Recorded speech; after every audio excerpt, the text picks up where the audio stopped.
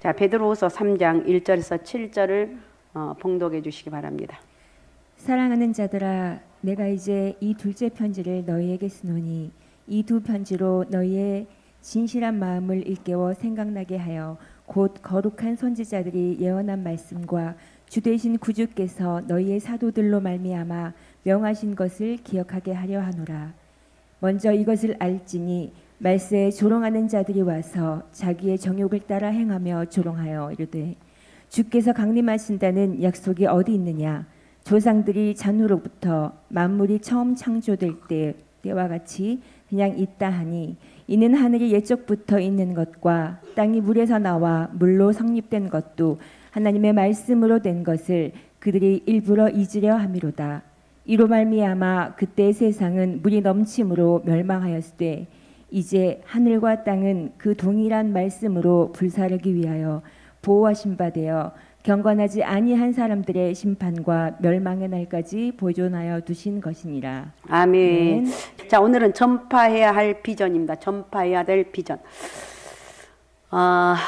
비전. 내가 무슨 비전을 내가 비전은 이제 전파해야 되는데 무슨 비전을 전파할 것인가 이걸 한번 생각해 봤으면 좋겠습니다. 어느 구두 판매원이 구두 판매 시장을 넓히기 위해서 아프리카의 어느 부족을 방문했습니다. 그는 그 부족 사람들이 모두 맨발이라는 사실에 놀라움을 금치 못하고 국내 본사에 이런 전문을 보냈습니다. 구두 주문 취소. 이 부족에게는 구두 시장이 필요 없음. 후에 이렇게 해서 그냥 있던 것 이제 하려고 했는데 무산됐습니다. 그 후에 다른 판매원이 같은 부족을 찾아갔습니다. 가자마자 그는 즉시 본사에 이런 전문을 보냈습니다. 구두 주문 kop절로. 이 부족에는 구두 시장이 무한함. 이 판매원은 한 판매원은 비전이 없었지만 다른 판매원은 부족한 사람들 모두가 구두를 신을 수 있다는 비전을 가졌다는 거예요. 사람은 이런 비전이 필요한 것 같아요. 이 꿈이 미래에 이루어질 한 약속이든 한날 공상이든 꿈의 세계가 있으므로 빡빡하고 답답한 현실을 헤쳐나갈 수가 있습니다. 나이가 들어가면서 사람들은 꿈을 잃어버리는 그런 경향이 있습니다. 꿈을 잃어버린다는 것은 우울해진다는 거예요. 꿈을 잃어버리면 삶에 대한 열정도 사라지고 모든 것이 칙칙해 보이고 좋은 것을 보아도 좋다는 것을 느끼지를 못합니다. 꿈을 잃어버린 순간 그 마음은 아름다움과 빛을 잃어버린다는 거예요. 사람이 아무리 혹독한 환경에 처해 있다 할지라도 꿈이 있는 한 그는 살아야 될 이유가 있는 거예요. 믿습니까? 그러니까 오늘날 굉장히 자살률이 많습니다. 왜 그렇습니까? 꿈을 잃어버렸기 때문에 그렇습니다. 그래서 오늘 우리는 다시 한번 내 가슴 속에 꿈이 좀 회복되시기 바라고 하나님 앞에 믿음으로 살아가는 그런 영적인 은혜가 있으시기 바랍니다. 꿈을 꾸자는 거예요. 비전을 품자는 거예요. 아무것도 없어도 하나님이 하시면 할 수 있다. 우리 하나님 나는 믿음을 갖고 하면 하나님께서 아브라함을 달린 의인이라 한 게 아니라 믿기 때문에 의인이라고 그랬다니까. 믿을 수 없는 상황을 믿었기 때문에 의인이라고 인정해 줬어요. 아브라함이나 우리나 똑같은 사람. 중요한 건 또 믿음의 사람인가 아닌가 이게 중요하다는 거예요. 한 달 일해서 근근히 살아가는 사람도 언젠가 나는 잘 될 수밖에 없다. 이런 꿈이 있으면 그 사람은 살아갈 수 있는 힘이 됩니다. 실력이 없어 그저 그렇게 살아가는 사람도 그 마음속에 세상 사람들에게 주목받는 사람이 될 자신을 꿈꾸며 할 때 즐거워할 수가 있어요. 에덴 동산의 아담과 하와는 꿈이 많은 사람이었습니다. 그러나 하나님 말씀을 잊어버렸고 따먹지 말라는 선악과를 따먹고 꿈을 상실합니다. 꿈을 잃었을 때 그들 앞에 보이는 것은 벌거벗었다는 사실이에요. 꿈이 사라지자 자신들의 부끄러운 모습만 보였고 하나님이 두려워졌습니다. 여러분 사람에게서 마음이 가장 상하게 하는 게 무엇인 줄 아십니까? 그것은 그 사람에게서 꿈을 빼앗아 가는 거예요. 꿈을 빼앗는다는 것은 굉장히 잔인한 행동이라는 거예요. 반면에 꿈을 심어주는 사람은 고마운 사람이고 그 사람 보면 힘이 납니다. 성경에는 내 이웃을 내 몸과 같이 사랑하라고 했는데 이웃을 사랑한다는 것은 그만큼 이웃에게 꿈을 심어주는 거예요. 이미 사랑한다는 말만큼 긍정적인 꿈을 심어주는 말은 이 세상에 없을 것입니다. 신앙의 반대적인 입장에서 나타날 수 있는 모습이기 때문에 그렇다는 거예요. 오늘 본문을 보면 모든 사람이 다 예수 그리스도의 재림을 반기는 예수님이 재림하신다. 여기서 무슨 꿈을 꾸냐는 거. 믿음 생활 잘하면, 그러니까 다른 거 다 포기하더라도 예수가 답이고 예수가 능력이나 여기에 초점을 맞추게 되면 우리는 살아갈 수 있는 힘이 생겨요. 예수님이 내일 오신다 할지라도, 아니면 1년 뒤에 오신다 할지라도, 10년 뒤에 오신다 할지라도 반드시 여러분 주님은 언젠가는 오시는데 그 때와 시를 알지 못하지만 오신다는 거예요. 그래서 우리는 최선을 다해서 다시 한번 꿈을 꾸고 비전을 품고 주님이 오시는 그 순간까지 우리는 최선을 다해서 삶을 살아가야 될 줄로 믿습니다. 자, 3절 한번 먼저 3절 한번 읽어 주시기 바랍니다. 먼저 이것을 알지니 말세에 조롱하는 자들이 와서 자기의 정욕을 따라 행하며 조롱하여. 예. 하나님의 이 약속을 비아냥거리고 조롱하는 것은 하나님 의식하는 정상적인 사람들은 불가능한 영적인 부분이 어둠의 세력에 마비되지 않았다면 감히 할 수 없는 행위들이에요. 일반적인 사람들은 예수 그리스도의 재림을 절대로 반가워하지 않는다는 거예요. 당연히 그럴 것이죠. 베드로 사도는 베드로서 1장에서 우리 주님의 재림과 최후의 심판에 대한 전반적인 것을 말씀했습니다. 그리고 이 장에서는 하나님께서 행악자들 최후로 심판하시고 경건한 자들 구원하신다는데 확실성을 우리에게 다시 상기시켜 준 바가 있습니다. 또한 그는 그 교리를 반대하는 거짓 교사들이 위치와 태도에 대해서도 말하고 있습니다. 그러므로 사도 베드로는 그리스도인들에게 시대에 한가하고 변질된 죄악 세상에서 그리스도인들이 처신해야 될 일을 권고하고 주님께서 경건한 자는 시험에서 건지시고 불의한 자는 형벌 아래 두어서 심판 날까지 지키신다는 그 위로와 위안의 말씀을 해주고 있다는 것. 또한 사도 베드로는 지금 주의 강림하신다는 약속이 어디 있느냐고 질문하는 사람들이 분명하게 나타날 거라고 예언하고 있습니다. 그들은 그와 같은 것을 알려주는 것도 다 좋고 우리에게 그리스도인들처럼 고난을 받으라고 공고하는 것도 좋습니다. 이렇게 말합니다. 다시 말해서 초대 그리스도인이 대부분이 박해를 당했고 지극히 혹독한 시련을 당했다는 것입니다. 그들은 또 이렇게 말할 것입니다. 우리에게 어떤 고난 속에서도 확고부동하게 견뎌내고 지속하라고 공고하는 것은 좋습니다. 그러나 우리가 어떤 토대 위에서 그렇게 해야 되는가? 그것은 초대교인들에게는 알맞는 것이지 오늘 지금 상황하고는 안 맞는다는 거예요. 주님께 다시 오실 거라고 말할 수는 있을 것입니다. 그러나 지금까지 계속 시간은 흐르고 있고 아무런 일도 일어나지 않고 있지 않습니까? 이렇게 반문한다는 거예요. 조상들이 수많은 사람들이 잔후로부터 만물이 처음 창조될 때와 같이 그냥 지나가고 있다는 거예요. 모든 표적들과 나타나는 모든 것들이 전파되고 있는 것과 전혀 반대되는 것이라면 우리에게 이와 같이 계속해서 참고 견뎌내라고 요구한 목적이 무엇이라고 이렇게 말한다는 거예요. 이래서 사도 베드로가 계속해서 다루고 있는 주제라는 거예요. 아마 오늘날만큼 이 주제에 대해서 심각하게 생각해야 할 필요를 느낀 때가 없으리라고 생각을 하는 것. 좀 어려운가요? 하여튼 잘 들으십시오. 그래도 오늘 복음과 복음의 약속들과 그리고 특히 역사의 진행 과정과 이 세상에 있는 생명의 최후의 결과에 관해서 복음이 우리에게 가르쳐줘야 하는 모든 것을 비웃고 조롱하는 자들 향해서 말하는 것. 여전히 비웃는다는 것. 갈수록 지금 힘듭니다. 예수 믿는다는 말도 못하는데 우리는 그래도 당당해야 돼요. 나 예수 믿는다고. 나 상갈수만교 다닌다고. 나는 믿음의 사람이라고. 여러분 이렇게 말할 수 있는 영적 능력이 오늘 저에게도 여러분에게도 있으시기 바랍니다. 나 예수 믿는 사람이라고. 이것은 사도 베드로가 이 편지를 쓸 때 평편이나 입장이 오늘에 있어서는 오히려 어떤 의미에서는 한층 더 강조되어야 되지 않는가. 현재 나타나는 모든 것이 여기 성경 속에 가르치는 것과는 반대되는 것 같이 생각이 되고 또한 이 모든 반대는 오늘 소위 여러 가지 과학의 가르침이라고 하는 것에 의해 크게 증가되고 있어. 야, 성경은 가짜야. 지금까지 이루어지지 않고 있어. 이렇게 수많은 사람들이 얘기한다는 거예요. 자, 그러나 이것은 신약 성경의 가르침에 단호하게 반항이라고 생각할 수가 있다는 거예요. 자, 그러면 베드로는 이 모든 것에 대해서 뭐라고 얘기하고 있는가?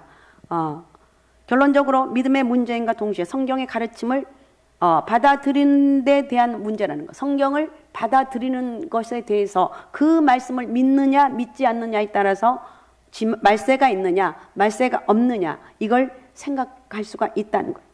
복음은 우리에게 이 세상의 종말을 분명하게 가르쳐주고 있고 베드로는 계속해서 이 종말이 어떻게 오는가에 대해서 말하고 있습니다. 아마 그것은 우리가 가장 믿기 어려운 일 중에 하나일 거예요. 종말이 온다? 이 좋은 세상에서 무슨 종말이 온다고? 그러나 온다는 거예요. 일반적으로 대부분의 많은 사람들은 용서의 교리와 속죄에 관한 교리는 잘 받아들입니다. 그러나 주님의 심판 때 우리 주님이 다시 오신다는 것과 세상의 파멸과 새하늘과 새 땅에 대한 전반적인 사상은 받아들이기 어려워합니다. 그래서 요즘은 말세에 대해서 말을 잘 못합니다. 이상하게도 믿어지지 않는다는 거예요. 사실 우리 육신의 생각으로 이 가르침을 받아들이기가 아주 어렵다는 거예요. 그래서 사도 베드로는 이런 사람들에게 결국 설명할 문제도 아니고 논의할 문제도 아니고 아니라 그냥 온다는 거예요. 그러니까 사도 베드로는 모든 문제를 근본적으로 성경 자체에 기초를 두고 있어요. 자, 1절 2절 한번 읽어주시기 바랍니다. 1절 2절 읽어주시기 바랍니다.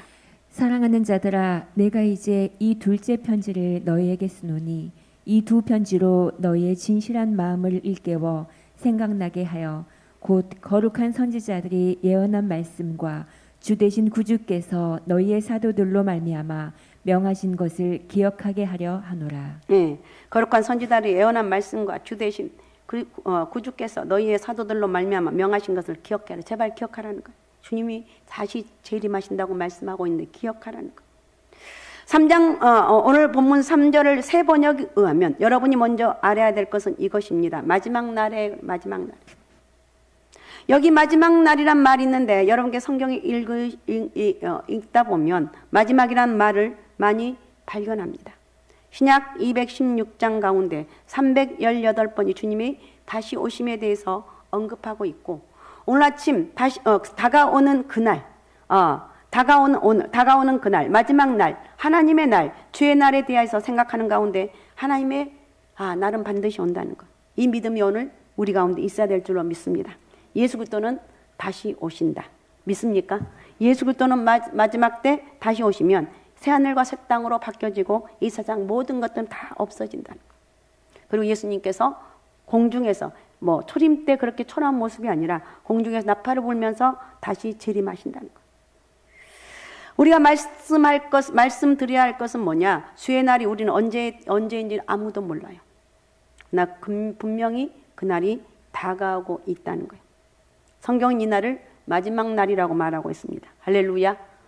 마지막 주님이 오신 그날 재림의 날은 마지막 날이라는 거예요. 그런데 마지막 날에는 조롱한 자들이 나타난다는 거예요. 비꼬는 사람들이 나타난다. 너 아직도 교회 다니니? 아직도 네 기도하고 있어? 아직도 뭐 하고 있어? 예배 드리고 있어? 이러면서 조롱한다는 거예요.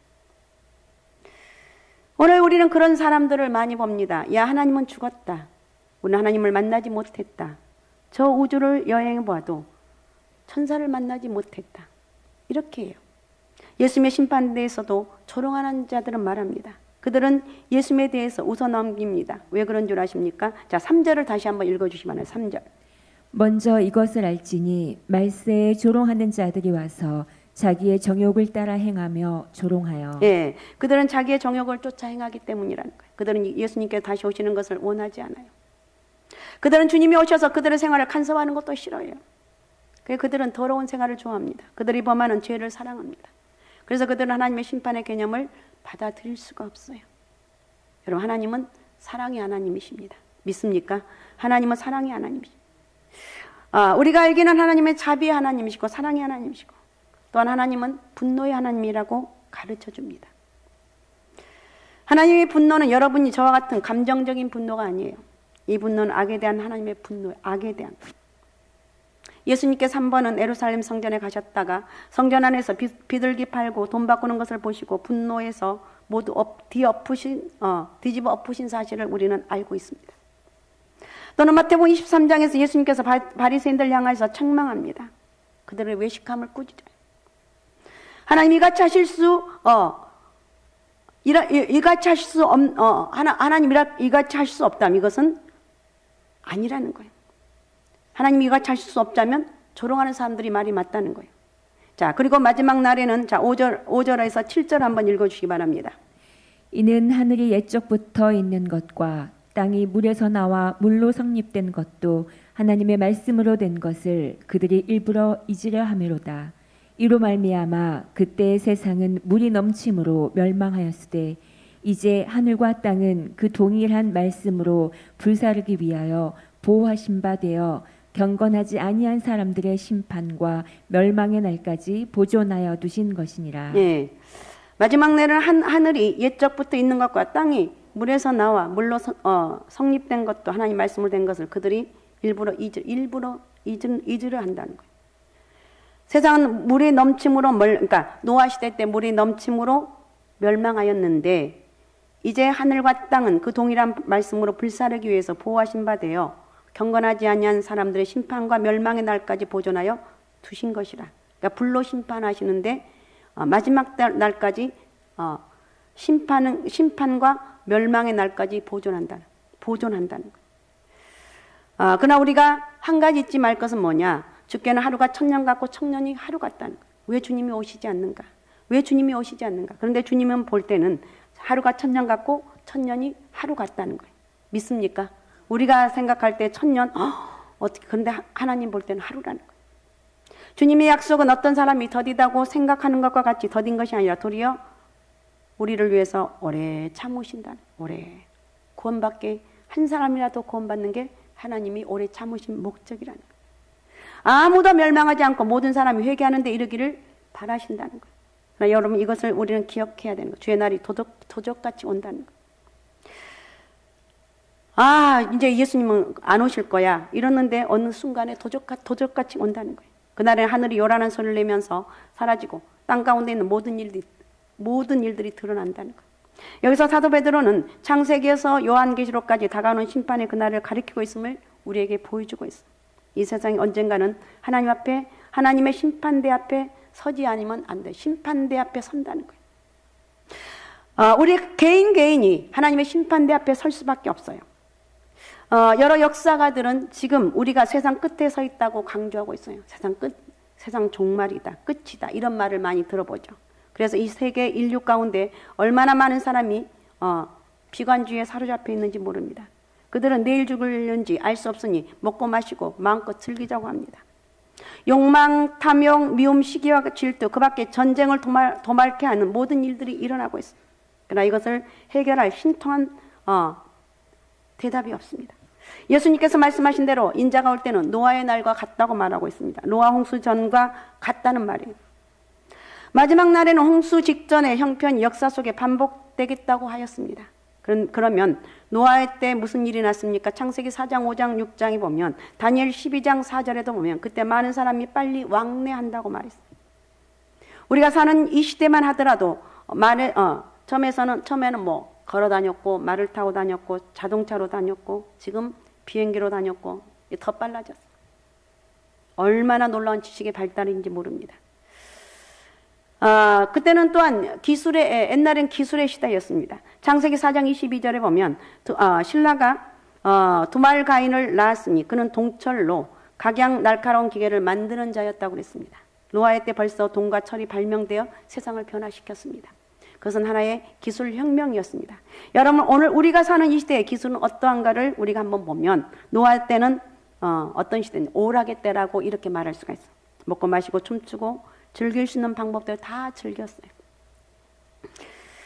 여러 가지 사람의 마음을 흥분시키는 음악도 나오고 악기도 나왔고 비정상적인 그런 여러 가지 성적인 이런 타락이 있었습니다.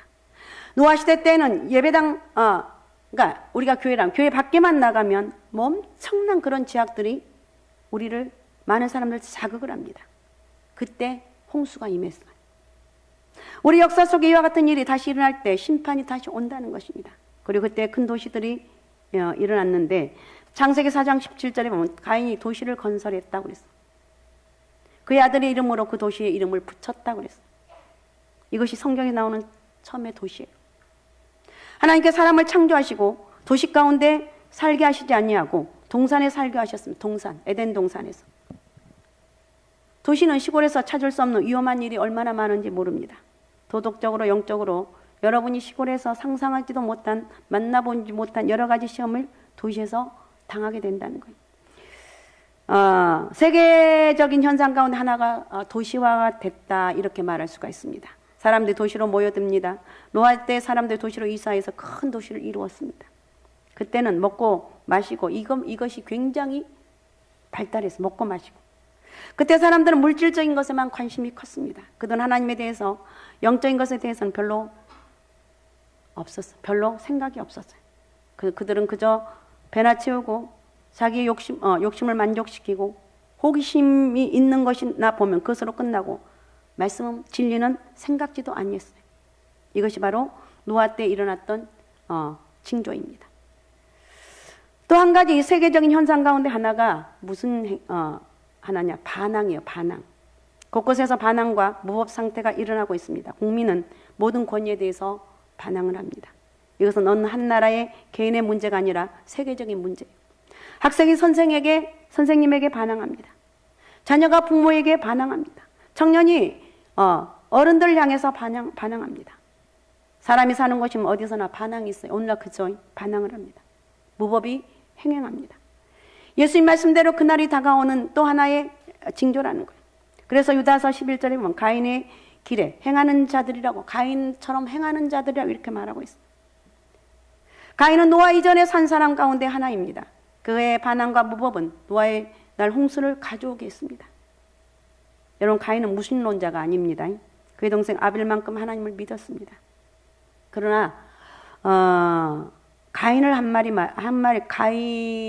한마디로 표현한다면 종교적인 사람이다.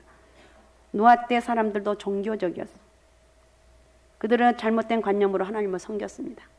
악한 생각과 늘 그들은 생각 자체가 악했고 악한 것만 계획을 했어요.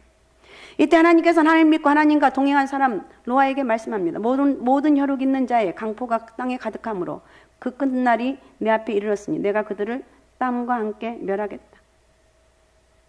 멸하겠다는 거예요. 왜 그렇습니까? 하나님은 창조하시고 사람을 창조하시고 그 형상대로 창조하셨어요. 선택의 자유를 주셨어요. 사람은 이 자유를 가지고 제 마음대로 제 길을 갖고 하나님을 반역합니다. 그러므로 인간 세계는 죽음이 오게 되었어요. 그 이후로 사람이 한 번은 죽게 되었고 그 후에는 심판이 따르게 되었습니다. 죄는 뭐냐? 하나님을 반역하는 것이 죄다. 우리는 모두 하나님을 반역합니다. 성경은 모든 사람이 죄를 범했으므로 하나님의 영광에 이르지 못한다고 말하고 있습니다. 그래서 우리는 다 사망의 그늘 아래 서 있게 되었다는 거예요. 이와 같은 때 하나님 믿는 한 사람이 있었습니다. 그 이름은 노아입니다. 하나님 노아에게 방주를 지으라고 말씀하셨습니다. 노아는 방주를 만들기 시작했습니다. 사람들은 그가 미쳤다고 생각해서 비웃고 조롱했습니다. 물론 노아는 배를 짓는 사람들에게 혼자 싹을 줬고 지었겠죠. 물론 노아는 배를 짓는 사람 싹을 줬고 그들은 노아를 도와서 일하면서도 웃었습니다. 120여 년 동안이나 방주를 만들면서 노아는 사람들에게 뭐라고 얘기했겠어요? 회개해라. 심판이 다가온다. 회개해라. 심판이 다가온다. 하나님 믿으라고 이렇게 계속 복음을 전했습니다. 그러나 그들은 비웃으면서 조롱하면서 믿지 않았습니다. 오늘도 하나님께서는 이 시대를 향하여 말씀합니다. 회개하라고. 그날이 다가온다. 회개하라고 그날이 다가온다고. 주 예수를 믿으라고 말하고 있어요. 오랫동안 참고 기다리시며 아무도 멸망하지 않고 구원받길 원하시는 것이 하나님의 간절한 마음이에요. 우리는 하나님 은혜의 시대에 살고 있습니다. 제가 오늘 새벽 예배에 오면서 아이고 오늘 새벽에 사람들이 올려나 아이고 보통 일이 아니야. 첫눈이 왜 이렇게 많이 와서 이렇게 중얼중얼하고 오는데 세상에 우리 이옥동 권사님이 1시부터 와가지고 그 눈 사이로 이렇게 미끄러우니까 이렇게 걸어서 와서 기도하고 준비하고 있고 또 민집사님이 또 청소하고 이렇게 눈 쓸고 있고 내가 얼마나 감동을 받겠어. 하여튼 이렇게 하니까 저가 생각할 때 야 사람들이 얼마 오겠냐. 야 이렇게 눈은 근데 생각보다 일부 예배가 그냥 오던 대로 다 왔고 2부 예배도 그냥 왔고 이게 하나님이 하신 일이에요. 믿습니까? 우리는 끝까지 하나님 앞에 믿음대로 나가는 거예요. 우리는 지금 하나님의 은혜의 시대에 살고 있어요. 하나님 은혜를 주셔요. 하나님을 거스리고 패역하는 시대에 사는 노아는 외로웠습니다. 고독했습니다. 그죠? 외롭고 고독했지 않겠습니까? 아무도 믿어주지 않은데 120년 동안이나 배를 짓고 얼마나 이게 말이 그렇지. 그러나 120년 동안 배를 지었습니다. 오늘도 믿지 않는 사이에서 그리스도인으로 사는 것은 외로운 일입니다. 사람들은 조롱합니다. 예수 믿는다고 비웃습니다.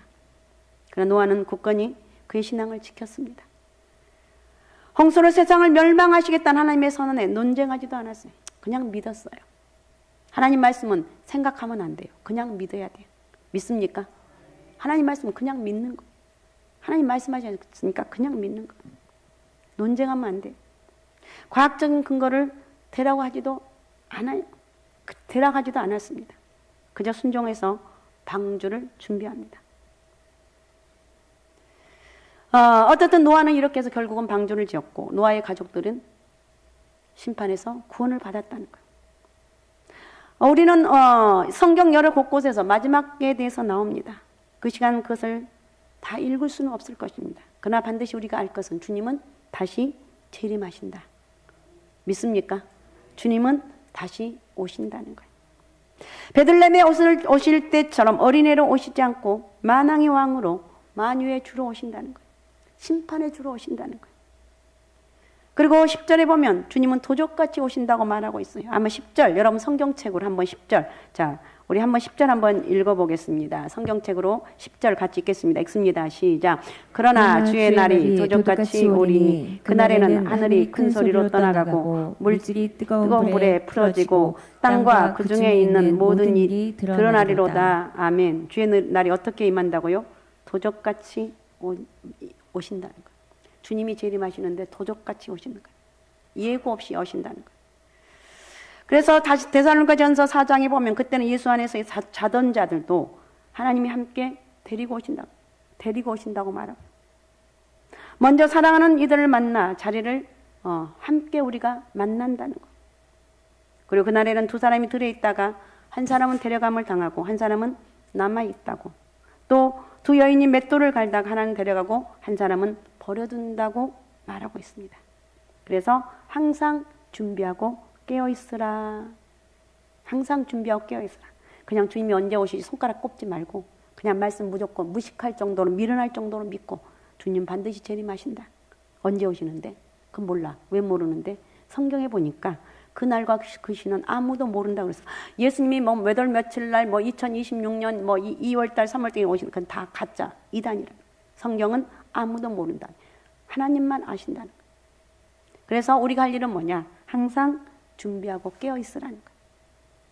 언제 인자가 다시 오는지는 알지는 못합니다. 우리는 그날이 언제일지 모르나. 그러나 그 시대의 모든 징조를 봐서 그날이 다가오고 있다는 것을, 마지막 때가 다가오고 있다는 사실을 우리는 깨닫습니다. 그래서 성경은 깨어 있으라 이렇게 말하고 있어요. 깨어 있으라. 오늘 밤에 주님이 다시 오실 수도 있고 우리가 잠자리 들기 전에 주님이 이 밤에 오신다면 생각하고 기도하고 아침에 일어났을 때 오늘 주님이 오시지 않았네? 그래도 괜찮아. 그걸 생각할 필요가 없어. 그러나 내가 최선을 다해서 믿음 안에서 우리가 삶을 살아가야 돼. 그래서 우리는 예배 드리면서 기도하면서 주님의 재림을 준비하는 거야. 내가 그러면 주님이 재림하시기 전에 우리가 죽는다. 뭐 천국 가겠죠. 또 우리 후대들에게 야, 그래도 너는 주님이 반드시 재림할 것이니까 네가 기도하면서 기다려라. 엄마는 먼저 가지만 내가 기도하고 주님의 재림을 기다리는데 아직 오시지 않았기 때문에 회개할 사람들이 많이 있기 때문에 아직 오시지 않았어. 너도 주님의 재림을 기다리면서 기대하면서 기도하면서 주님을 기다리라. 이런 말하고 우리 나만 예수 믿는 것이 아니라 자자손손 예수 믿는 그런 여러분의 가문, 영적 가문이 되시기 바랍니다. 예, 주님이 오셨으면 우리가 좋겠죠. 주님이 오시면 모든 슬픔, 고통, 근심이 사라져 버릴 것입니다. 눈물도 다시 없고 모든 복잡한 문제는 다 해결될 것입니다. 우리의 의문도 분명하게 해답이 될 것입니다. 이 땅에 더 이상 전쟁의 비극이 없을 것입니다. 그런데 주님은 이 말씀만 하시죠. 준비해라. 준비해라. 무엇으로 준비할까요? 믿고 기도하면서 준비하라는 것.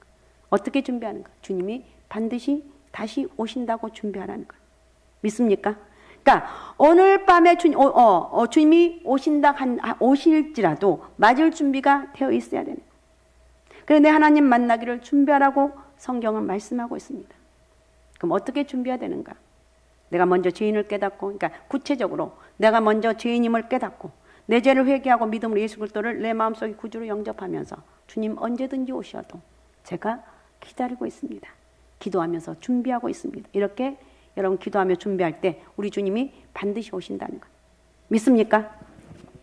그래서 우리의 선한 행위를 의지하는 것이 아니라 우리의 죄를 위해서 십자가에 지신 예수 그리스도를 의지하는 거예요. 주님만 의지할 뿐만 아니라 주님이 시키시는 대로 순종, 여기까지 가야 돼요. 매일매일 생활을 통해서 적은 일을 통해서 주님의 뜻을 순종하는 거예요. 그날이 온다는 거예요. 여러분, 마지막 말세가 다가오고 있습니다. 그러니까 다른 건 다 제가 너무 어렵겠는데 잊어먹더라도 오늘 한 가지 잊지 말 것은 말세, 그러니까 마지막 때는 있다. 할렐루야. 말세지말은 지금 말세지말을 살고 있는데 그 예수 그리스도가 말세는 재림하시는 그날인데 그날은 반드시 지금 다가오고 있다. 이 사실을 잊지 말라는 거예요. 그리고 내가 할 일은 뭐냐? 깨어서 기도하고 순종하는 거예요. 주의 뜻을 매일의 생활을 통해서 순종하시라는 거예요.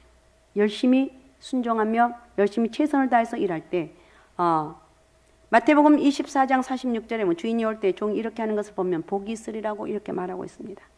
뿐만 아니라 열심히 가장 중요한 거 사랑하라는 거예요. 마지막 때 할 일은 뭐냐? 우리가 마지막을 살아갈 수 있는 힘은 뭐냐? 사랑이라는 거예요. 베드로전서 4장 7절 8절에 보면 만물이 마지막에 가까웠으니 그러므로 무엇보다도 열심히 서로 사랑하라고 했어요. 서로 사랑해야 너도 살고 나도 삽니다. 굉장히 요즘 이기적인 시대에 살고 있습니다. 그러나 우리는 오늘 다시 한번 나를 내려놓고 서로 사랑하면서 나만 사랑한 것이 아니라 이웃도 사랑하면서 하나님 영광을 위해서 쓰임받는 그런 복된 은혜가 있으시기 바랍니다. 그러니까 오늘 그러니까 오늘 말씀 다시 정리해드리면 다른 거 다 잊어먹는다 할지라도 예수님 반드시 다시 이 땅에 재림하신다. 믿습니까? 반드시 재림하신다. 여러분 이걸 잊지 말고 우리는 그 재림의 주님을 기다리는 것. 기다리는 것. 끝까지 기다리는 것. 그래서 나만 예수 믿는 것이 아니라 내가 혹시 기도하다가 기다릴 때 안 오실지라도 자녀 후손들에게 야 예수 잘 믿어라. 주님이 재림하신다. 믿음 생활 잘해라. 이러면서 천국 가는 거예요. 아셨습니까? 나만 믿고 끝나면 안 돼요. 내 후대에 계속해서 믿음을 나눌 수 있는 믿음을 선포할 수 있는 그런 믿음의 사람이 돼야 될 줄로 믿습니다. 히브리서 10장 36절 37절에 너희에게 인내가 필요하다 그랬어요. 너희가 하나님의 뜻을 행한 후에 약속을 받기 위함이다. 인내하라는 거. 잠깐 후면 오실 리가 오시리니 지체하리 아니하리라. 주님은 반드시 재림하신다. 믿습니까? 주님이 재림하심을 믿고 오늘 또 다시 한번 여러분 주 안에서 승리하는 그런 역사가 있으시기 바랍니다. 그러니까 우리가 전파될 비전은 뭐냐? 예수 그리스도는 반드시 재림하신다. 그 예수 그리스도를 바라보면서 주님이 함께 하시면서 어떤 어려움도 고난도 이길 수 있는 힘과 용기와 담대함이 오늘 여러분에게 크게 임하시기 바랍니다. 아셨습니까? 그래서 믿음으로 승리하시기 바라고 주님이 주신 힘으로 살아갈 수 있는 그런 축복의 통로가 되시기 바랍니다. 오직 예수 오직 믿음 오직 성령 충만함으로 예수 잘 믿어서 우리 모두 천국에서 만나는 그런 은혜의 역사가 있으시기 바랍니다. 그런 은혜가 있어야 될 줄로 믿습니다. 자, 그런 축복이 있어야 될 줄로 믿습니다.